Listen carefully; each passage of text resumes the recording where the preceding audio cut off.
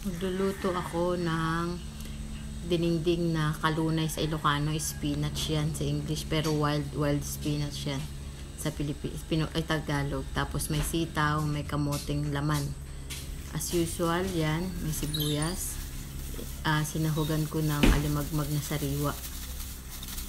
Tawag nila dyan bukaw sa Ilocano, dito sa Zambales. Tapos kukunin ko yung kamote, pagluto na, dudurugin ko yan pangpalasa sa sabaw. Tapos lalagyan ko siya ng pangpalasang bagoong Ilocano. Ganyan kami mga Ilocano sa dinengdeng namin. Tapos pagkatapos ng bagoong, napadaming bagoong ko dyan. Pero sakto lang din naman yung lasa dahil masabaw. Ilagay ko na yung sitaw.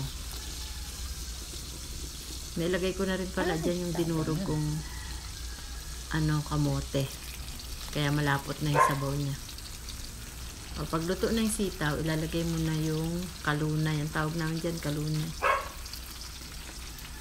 Tapos, saglit lang na maluluto yan. Pagkatakip mo, papatayin mo na yung kalan. Tapos yan, luto na siya.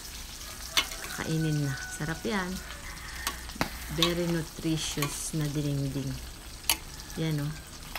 Yan pa lang, sarap ng sabaw niya. Yan pa lang, solve ka na ang tanghalian mo. Tinernuhan ko na rin siya ng pritong isda.